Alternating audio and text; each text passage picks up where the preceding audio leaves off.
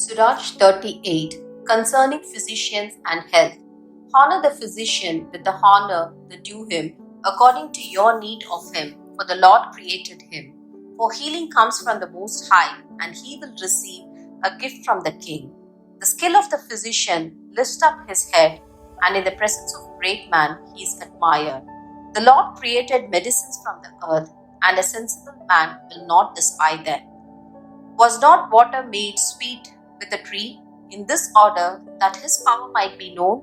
And he gave skill to men that he might be glorified in his marvelous works. By them he heals and takes away the pain. The farmer makes of them a compound. His work will never be finished, and from him health is upon the face of the earth. My son, when you are sick, do not be negligent, but pray to God, and he will heal you. Give up your faults and direct your hands aright, and cleanse your heart from all sin. Offer a sweet smelling sacrifice and a memorial portion of fine flour, and pour oil on your offering as much as you can afford, and give the physician his place, for the Lord created him. Let him not leave you, for there is need of him. There is a time when success lies in the hands of the physicians, for they too will pray to the Lord, that he should grant them success in diagnosis and in healing for the sake of the preserving life. He who sins before his Maker, may he fall into the care of a physician. On the mourning for the dead, my son, let your tears fall for the dead, and as one who is suffering grievously, begin the lament. Lay out his body with the honor due him, and do not neglect his burial. Let your weeping be bitter, and your wailing fervent. Observe the mourning according to his merit, for 1 day or 2, to avoid criticism. Then be comforted for your sorrow. For sorrow results in death, and sorrow of heart saps one's strength. In calamity, sorrow continues, and the life of the poor man weighs down his heart. Do not give your heart to sorrow. Drive it away. Remember the end of life. Do not forget there is no coming back. And you do the dead no good, and you enjoy yourself. Remember my tomb, for yours is like it. Yesterday it was mine, and today it is yours. When the dead is at rest, lest his remembrance cease, and be comforted for him when his spirit has departed. Trades and crafts. The wisdom of the scribe depends on the opportunity of the leisure, and he who has little business may become wise. How can he become wise who handles the plough, and who glorifies in the shaft of gold, who drives oxen and is occupied with their work, and whose talk is about bulls? He sets his heart on plowing furrows, and he is careful about the fodder of the heifers. So too is every craftsman and master workman who labors by night as well as by day. Those who cut the signets of seals, each intelligent, is making a great variety. He sets his heart on a painting like lifelike image, and he is careful to finish his work. So too is the smith sitting by an anvil, intent upon his handiwork on an iron. The breath of the fire melts his flesh, and he wastes away in the heat of the furnace. He inclines his ear to the sound of the hammer, and his eyes are on the pattern of the object. He sets his heart on unfinishing his handiwork, and he is careful to complete his decoration. So too is the potter sitting at his work and turning the wheel with his feet. He is always deeply concerned over his work, and all his output is by number. He molds the clay with his arm and makes it pliable with his feet. He sets his heart to finish the glazing, and he is careful to clean the furnace. All these rely upon their hands, and each is skillful in his own work. Without them, a city cannot be established. A man can neither sojourn nor live there. Yet they are not sought out for the counsel of the people, nor do they attain eminence in public assembly. They do not sit in the judge's seat, nor do they understand the sentence of judgment. They cannot expound discipline or judgment, and they are not found using proverbs, but they keep stable the fabric of the world. and their prayer is in the practice of their trade. Sirach 39, the activity of the scribe. On the other hand, he who devotes himself to the study of the law of the Most High will seek out the wisdom of all the ancients and will be concerned with the prophecies. He will preserve the discourse of the notable men and penetrate the subtlety of the parables. He will seek out the hidden meanings of proverbs and be at home with the obscurities of parables.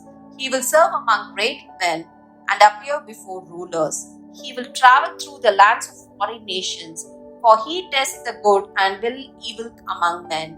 He will set his heart to rise early, to seek the Lord who made him, and will make supplication before the Most High. He will open his mouth in prayer and make supplications for his sins.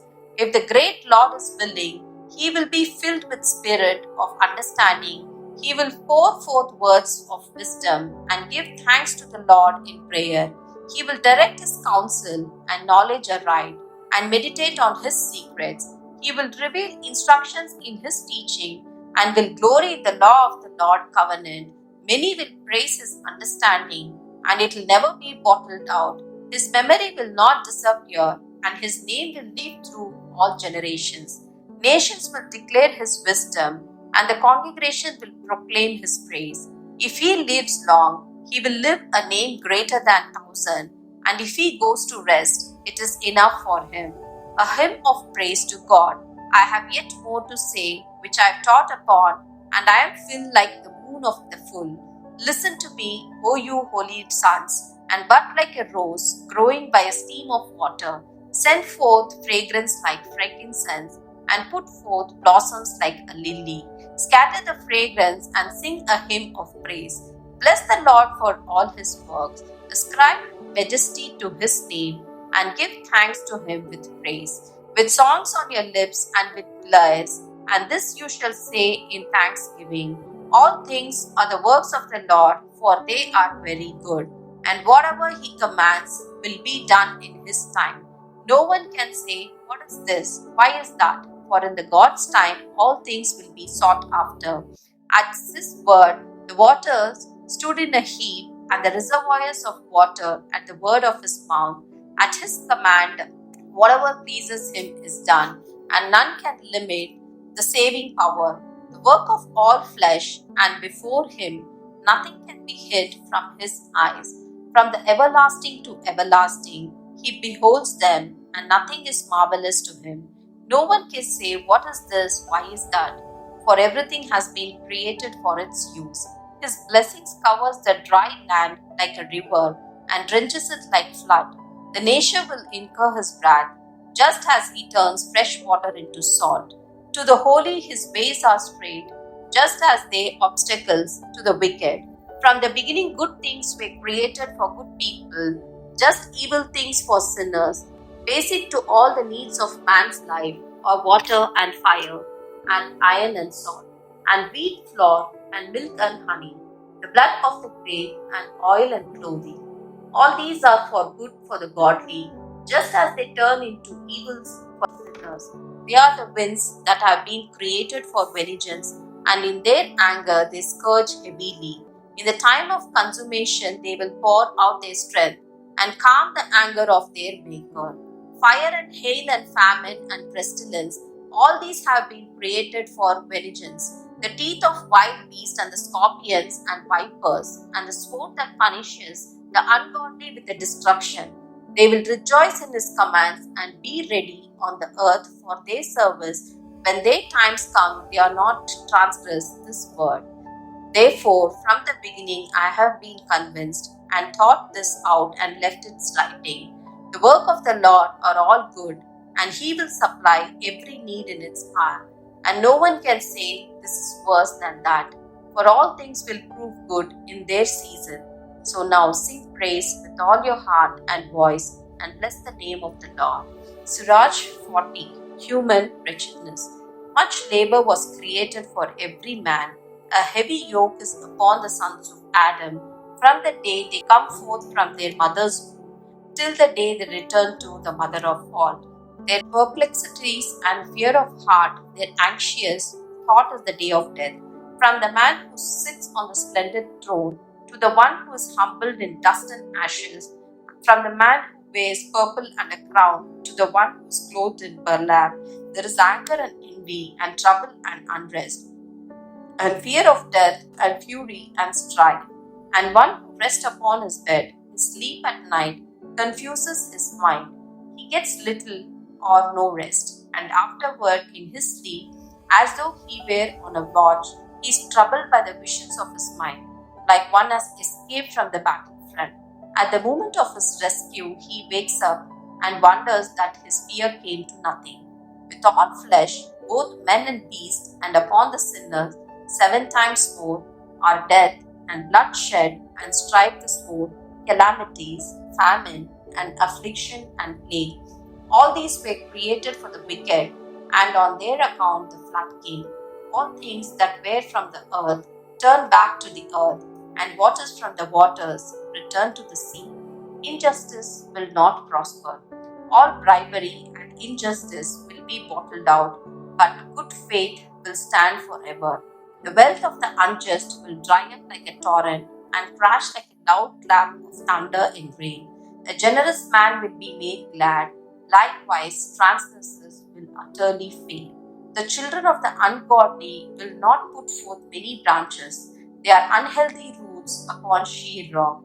The reeds by any water or river bank will be plucked up before any grass. Kindness is the light of garden of blessings, and almsgiving endures forever. The joys of life is sweet for a self-reliant and a worker, but he who finds treasure is better off than both. Children and building of a city establish a man's name, but blameless wife is accounted better than both. Wine and music gladden the heart, but love of wisdom is better than both. The flute and the harp make pleasant melody, but pleasant voice is better than both. The eye desires grace and beauty, but the green shoots of grain more than both.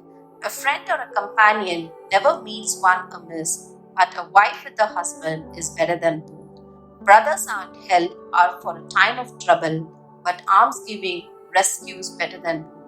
Gold and silver make the foot stand sure, but good counsel is esteemed more than both. Riches and strength lift up the heart, but the fear of the Lord is better than both. There is no loss in the fear of the Lord, and with it there is no need to seek for help. The fear of the Lord is like a garden of blessing, and covers a man better than any glory. The disgrace of begging. My son, do not lead the life of a beggar. It is better to die than to beg.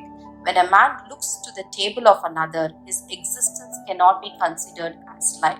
He pollutes himself with another man's food, but a man is intelligent and well instructed guards against that.